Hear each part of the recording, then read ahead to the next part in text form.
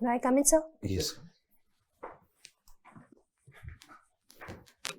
Good morning, sir. Morning. बैठिए।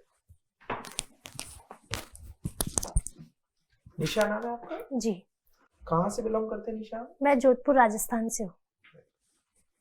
निशा का क्या मीनिंग होता है? निशा का मतलब रात होता है।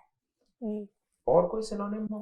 जी देख सकते हैं बिल्कुल। क्या रात की? रजनी हो गया, रात्रि हो गया, यामिनी, ये सब निशा के पर्यायवाची है। आपकी एजुकेशनल क्वालिफिकेशन क्या है निशा? जी, मैंने ग्रेजुएशन किया है बीकॉम से, जय नारायण व्यास यूनिवर्सिटी से किया है। किस ईयर में किया है आपने? मैंने 2021 में किया है सर कंप्लीट।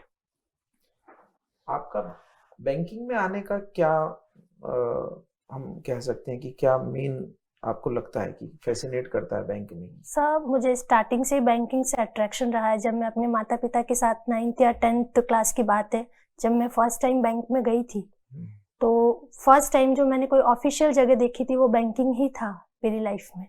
तो तभी से मुझे मम्मी ने बोला था कि पढ़ लिख कर आपको बेटा, जब पढ़ोगे लिखोगे तो आप इस टाइप के पर्सन बनते हो और इस टाइप से काम करते हो। तो जो फर्स्ट टाइप का अट्रैक्शन है, एक तो ये रीज़न है, एंड सेकंड ये है कि बैंकिंग फील्ड जो है वो इकोनॉमी, देश की इकोनॉमी में काफ़ी बड़ा रोल प्ले करती है। तो मैं अगर बैंकिंग में सर्व करूंगी तो मैं कहीं ना कहीं देश की इकोनॉमी में हेल्प कर पाऊंगी, मेरा कंट्रीब्यूशन जाएगा। तो ये चीज़ मुझे मोटिवेट करती है। आप मुझे बताइए कि एक बैंक जो है वो देश की इकोनॉमी में सर्विस सेक्टर के रूप में है, क्या मेजर फंक्शन बैंक करता है कि इकोनॉमी को सपोर्ट करता है? सर, देश की इकोनॉमी में काफ़ी बड़ा रोल जो होता है वो लेन देन का होता है, पैसों का। और जो बैंक का मेन काम ही यही होता है कि डिपॉजिट लेना और लोन देना। तो मार्केट में बैंक्स के थ्रू पैसा जाता भी है और आता भी है। तो लोगों के पास पैसा जाता है तो वो खर्च करते हैं। इस टाइप से देश की इकोनॉमी में हेल्प होती है सर। हम इकोनॉमी में अलग अलग सेक्टर बोलते हैं कि primary sector, secondary sector, tertiary sector, ये किस सेक्टर में आता है बैंकिंग? और थर्ड सेक्टर में आता है, ये सर्विस सेक्टर बोलते हैं उसे। ये तृतीय क्षेत्र बोलते हैं जी। तृतीय क्षेत्र में आने वाले कोई और आप बैंकिंग के जैसे ही उदाहरण दे सकते हैं? जी, जैसे एजुकेशन हो गया, हॉस्पिटल सर्विसेज, जो भी सारी सर्विसेज होती है जिसमें गुड्स का काम नहीं होता है, वो बिल्कुल तृतीय क्षेत्र में आएगा सर। आपके जो कि कॉमर्स रहा हुआ है तो आपने अकाउंटिंग वगैरह अच्छे से पढ़ा होगा, क्या आप बता सकते हैं अभी जैसे बजट आ रहा है तो इनकम टैक्स स्लैब की काफी चर्चा हो रही है कि इनकम टैक्स में छूट मिलनी चाहिए, और या तो आपको क्या जानकारी है कि इनकम टैक्स स्लैब जो है हमारे क्या है अभी? सर, फर्स्ट ऑफ ऑल कि इनकम टैक्स पहले जो एक्ट लागू होता था वो 1961 होता था, और अभी रिसेंटली चेंजेस हुए 2025 में, जो 1 अप्रैल 2026 से लागू होगा। तो इसमें स्लैब्स चेंज हुआ है कि सर जो 12 लाख तक की जो इनकम है उस पर आपसे कोई टैक्स नहीं लिया जाएगा, और सैलरी वालों के लिए एक्स्ट्रा छूट दी गई है, 12,75,000 तक छूट है। ये न्यू रिजीम में बता रहे हैं? जी जी, अभी तक लागू नहीं हुआ, 1 अप्रैल 2026 से लागू होगा ये नियम। ठीक है। तो टैक्स कैलकुलेशन में कॉन्सेप्ट आता है जिसको हम बोलते हैं फाइनेंशियल ईयर और असेसमेंट ईयर, इनमें क्या डिफरेंस है? फाइनेंशियल ईयर होता है कि ये 1 अप्रैल से 31 मार्च तक होता है, और असेसमेंट ईयर होता है कि जिस बेस पर अपन इनकम टैक्स फाइल रिटर्न करते हैं वो असेसमेंट ईयर होता है। अभी कौन सा ईयर जो चल रहा है उसका असेसमेंट ईयर क्या कहलाएगा? इस समय जो चल रहा है ना उसका असेसमेंट ईयर कौन सा होगा? सब बैक 2025 जो था उसको बोलेंगे असेसमेंट ईयर। बेसिकली जिस पीरियड पर अपन इनकम टैक्स रिटर्न फाइल, 1 साल में होता है ये चीज, तो जिस ईयर में हम इनकम टैक्स रिटर्न फाइल करते हैं उसके जस्ट बैक वाला ईयर होता है, उसके इनकम पर होता है सर। मतलब पहले फाइनेंशियल ईयर आएगा या असेसमेंट ईयर आएगा? फर्स्ट जैसे 1 साल अभी है, 1 साल बाद में है, तो पहले फाइनेंशियल ईयर आएगा या असेसमेंट ईयर आएगा? Sorry sir. आपने बताया कि 12 लाख तक टैक्स नहीं है, 75,000 का स्टैंडर्ड डिडक्शन भी बताया आपने, लेकिन अगर किसी की इनकम 12,50,000 है तो उस पर कहाँ से टैक्स लगेगा? 12 लाख से स्टार्ट होगा या पहले से हो जाएगा? नहीं सर, ये 4 लाख तक की इनकम तक कोई टैक्स नहीं लगेगा। फिर स्लैब से अलग 4 to 8 लाख तक का 5% एंड 8 to 12 लाख तक 10%, और ऐसे आगे सर चलता जाता है। उस बेसिस पर काउंट होता है ये। ठीक है। आप मुझे बताइए कि बैलेंस शीट जब भी हम बनाते हैं तो उसमें हम लिखते हैं कि एज ऑन ये डेट है, जैसे 31 मार्च 2026 को बनाई, तो बैलेंस शीट एज ऑन 31 मार्च 2026, ऐसा क्यों लिखते हैं, एज ऑन क्यों लिखा जाता है उसमें? क्योंकि सर ये किसी पर्टिकुलर डे पर किसी भी बिजनेस की फाइनेंशियल हेल्थ को दिखाता है, फाइनेंशियल कंडीशन क्या चल रही है उसको शो करता है सर, इसलिए। और अगर हम प्रॉफिट एंड लॉस बनाएंगे तो उस पे भी एज ऑन लिखेंगे या उस पे कुछ अलग नहीं सर, लिखेंगे? उस पर एज ऑन नहीं लिखते। अगर आपको प्रॉफिट होता है balance sheet, profit and loss account में, तो बैलेंस शीट में कहाँ दिखाते हैं सर लेफ्ट साइड में। क्या साइड का नाम होता है उसका? लाइबिलिटी होता है सर। लाइबिलिटी। और किसी इंडिविजुअल मद में दिखाते हैं या अलग से, या फिर किसी के साथ दिखाते हैं इसको, प्रॉफिट को? जैसे करंट लाइबिलिटी में दिखाते हैं या फिक्स्ड लाइबिलिटी में दिखाते हैं या कैपिटल में दिखाते हैं? सर इंटरनल लाइबिलिटी होता है एक, और एक एक्सटर्नल लाइबिलिटी होता है। जो नेट प्रॉफिट होता है, सॉरी सर मैं अभी रिकॉल नहीं कर पा रही हूँ ठीक से। एक कॉमर्स में टर्म और आता है drawings. What are the drawings? Drawings ये होता है कि अगर जो बिजनेस का ओनर है वो खुद के पर्सनल खर्च के लिए बिजनेस से पैसा निकाल रहा है तो वो ड्राइंग में काउंट होगा सर। और ये ड्राइंग का खर्चा फाइनल अकाउंट में कहाँ दिखाते हैं? सर इंटरनल लाइबिलिटी में होता है सर। जी, आप 2025-26 की कोई दो बड़ी न्यूज बता दीजिए आप। रिसेंटली जी, एक यूजीसी को लेकर काफी चर्चाएं चल रही है, एक 26 जनवरी को लेकर, और हाल ही में महाराष्ट्र के डिप्टी सीएम है अजीत पवार, ये सारी चर्चाएं चल रही है अभी। राजस्थान में कितने डिप्टी सीएम है? सॉरी सर, ठीक है। यूजीसी के, सॉरी मैं इसका आंसर देना चाहूंगी। हाँ, दो है। क्या नाम है उनका? दिया कुमारी एंड प्रेमचंद बेरवा। ओके, आपने यूजीसी का बताया, अभी वो क्यों चर्चा में? यूजीसी सर ये एक बिल पारित करने वाला जो अभी तक फाइनल तक लागू नहीं हुआ है, उस बिल को लेकर कुछ लोग अगेंस्ट बोल रहे हैं, कुछ लोग इसके सपोर्ट में है, तो ये डिस्प्यूटेड मैटर चल रहा है अभी। ओके, क्या मुद्दा है एक्चुअली, कुछ बता पाओगे? वो बिल ये है कि यूजीसी का कानून ये बोल रहा है कि अगर कोई SC ST या OBC का स्टूडेंट है, उसके साथ कोई दूसरी कास्ट के लोग जातिगत हिंसा करते हैं तो इसे क्राइम माना जाएगा। कोई नहीं, आप महिला अधिकारी होने के तौर पे आप बताओ अपनी पोस्टिंग और परिवार को कैसे संभाल पाओगे?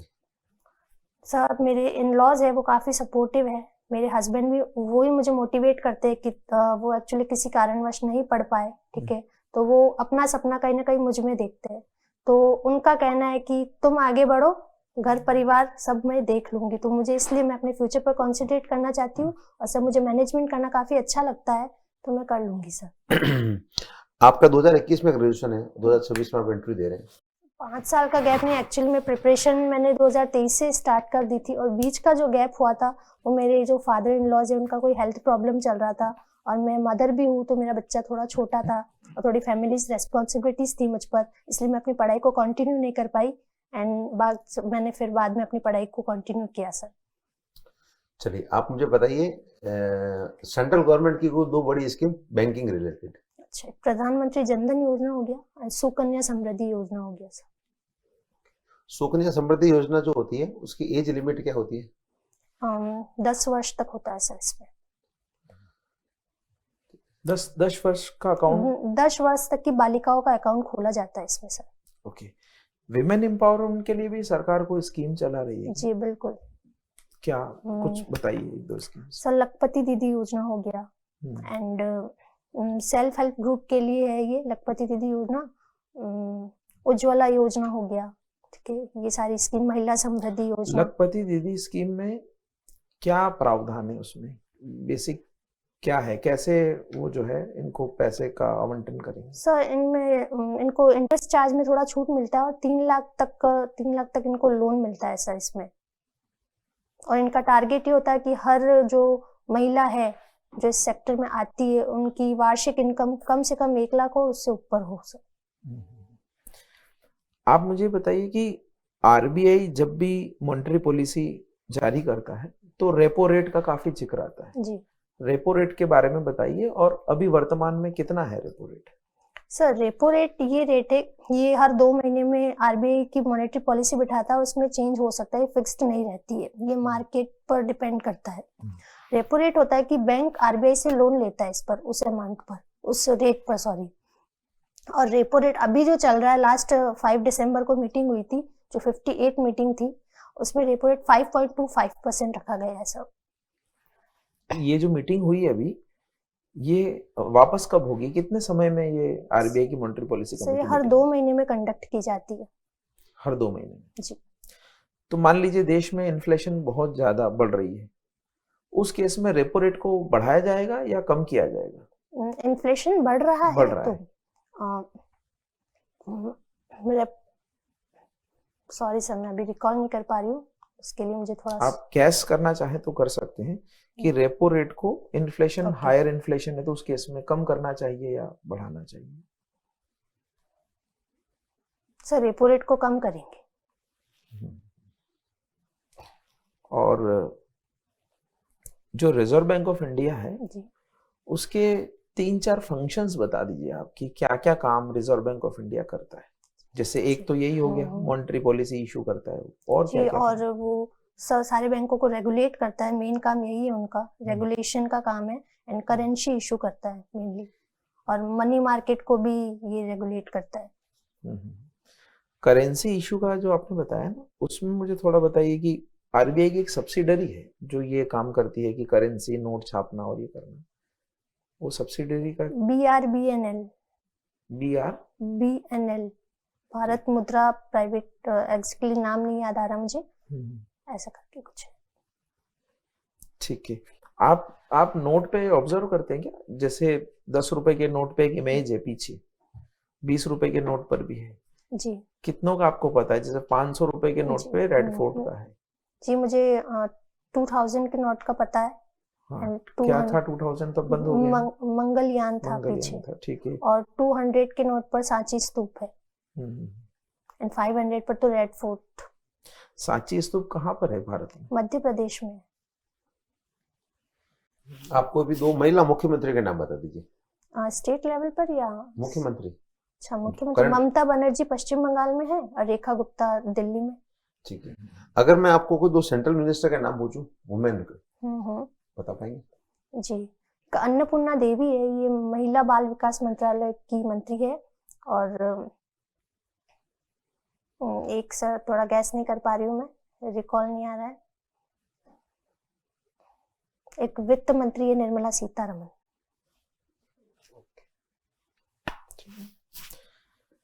ठीक है निशा, आपका इंटरव्यू काफी अच्छा है। यहाँ बैठ के मुझे लगता है कि थोड़ा और रहता है कि हम क्लियरिटी से बोलें। आई कांटेक्ट आपका बहुत सही था आज, सर की तरफ भी था, मेरी तरफ भी था। हो सकता है कभी जो पैनल मेंबर है, इन केस हो सकता है कि वो आपकी तरफ नहीं भी देख रहे, तो भी हमारा जो है वो होना चाहिए। और जवाब भी आपने सही दिए। कुछ एरर्स जो हैं वो जरूर, जैसे रेखा गुप्ता का नाम आप बोलते हैं ना, तो श्रीमती या मिस रेखा गुप्ता, मिस ममता बनर्जी, क्योंकि कॉन्स्टिट्यूशनल पोस्ट पर है वो, तो उनके आगे, डिग्निटरीज के आगे हमें लगाना चाहिए।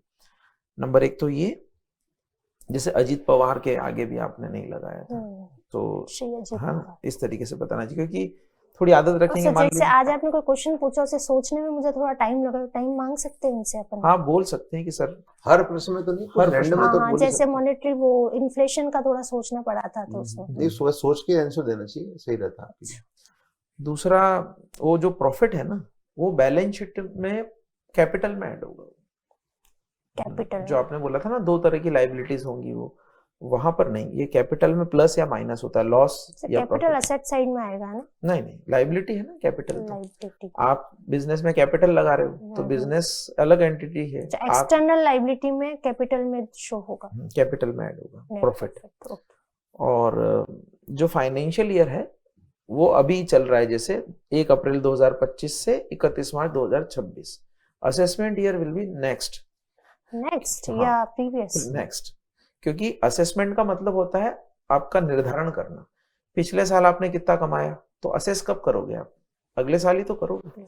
अभी कोई इस साल का टैक्स तो नहीं भर सकता ना जब तक मार्च नहीं आ जाए, तो मार्च आएगा तब उसको पता लगेगा कि मैंने इस साल कितना अर्न किया है, फिर वो अगले साल में 3-4 महीने में वो शुरुआत में उसको टैक्स भरना पड़ता है। जब इनकम टैक्स काउंट होता है बेसिकली, जो रनिंग है वो फाइनेंशियल ईयर है, जो आगे आएगा वो असेसमेंट ईयर है। एक और करेंसी जो प्रिंटिंग करता है ना आरबीआई, वो है भारतीय रिजर्व बैंक नोट मुद्रण प्राइवेट लिमिटेड, BRBNMPL है। BRBN, भारतीय रिजर्व बैंक नोट मुद्रण प्राइवेट लिमिटेड। और बाकी कॉमर्स का आपको ठीक है, कोई इशू है नहीं। करंट भी सर ने पूछा, आपने काफी सारे बता दिए, तो मुझे लगता है कि आपका काफी बेहतर हुआ है पहले से। विमेन एम्पावरमेंट में भी एक दो स्कीम जैसे आपने बताई। सर ये जो अदर सब्जेक्ट्स हैं मेरे, फाइनेंशियल मैनेजमेंट, बिजनेस मैनेजमेंट, इस रिगार्डिंग क्या पूछ सकते हैं मुझसे? मुझे लगता है अब आपके पास उतना समय नहीं कि बहुत ज्यादा वेटेज। अकाउंटिंग आपने थोड़ा देख लिया, जैसे इनकम टैक्स बजट आ रहा है तो उससे रिलेटेड स्लैब्स आपने जैसे देख लिए, वो ठीक है वहां तक। और उसमें भी शायद आपने कुछ 1 अप्रैल 2026 से लागू होगा, ये सही चीज है ना? हाँ वो तो नहीं, ये तो हो गया ना, ये 25 से हो गए ना। 1 अप्रैल 2025 से हो गया, लेकिन इस असेसमेंट ईयर में, क्योंकि ये टैक्स तो 26 से भरेंगे, तो 1 अप्रैल 2026 वाले असेसमेंट ईयर में वो पुराना कैलकुलेट करेंगे। और उसमें 75 का है, आपने 4 लाख बताया था ना? हाँ 4 लाख तक नील है। 4 लाख तक नहीं, अगर 12 से लगेगा तो 12 के बाद जितना भी होगा वो 4 से काउंट हो जाएगा। ठीक है निशा, कोई इशू नहीं है। आपका कोई क्वेश्चन हो तो आप पूछ सकते हैं। सर बस यही था कि टाइम कैसे मांगे, क्वेश्चन सोचना हो ऐसे। सर क्या मैं 1-2 सेकंड उसको सोच के बता सकती हूँ क्या? और सोचते वक्त सामने तो देखा नहीं जाएगा, तो आसपास ऐसे ऊपर नीचे। हाँ वो हो सकता है, लेकिन ये बहुत रेयर होगा। जैसे कहीं बोल दिया आपको कि ये तो बताना ही है आपको इंसिस्ट कर रहे हैं, वहां हो सकता है, बाकी नहीं होगा ये। जैसे इसमें भी आपने बहुत ज्यादा टाइम थोड़ी लिया ऐसा। हाँ इतना नहीं लिया। हाँ इतना तो वैसे भी आप अगर थोड़ा बोलने का स्पीड आपका धीरे होगा ना तो वैसे ही मैनेज हो जाएगा उतना। इन केस 1 या 2 बार can I take a while ऐसा भी बोल सकते हैं, बट इंग्लिश आप थोड़ा, आरआरबी का एग्जाम है तो कम यूज करेंगे, इंटरव्यू है तो कम यूज करेंगे तो चलेगा। बाकी फेस एक्सप्रेशन, स्माइल तो नहीं आ रही है सर? नहीं ठीक है, वो हो सकता है थोड़ा बहुत नर्वसनेस तो वहां पर भी होगी, लेकिन आप कॉन्फिडेंट लग रहे हो तो वो उसमें दिक्कत नहीं है। Okay sir. ठीक है, ओके सर, थैंक यू।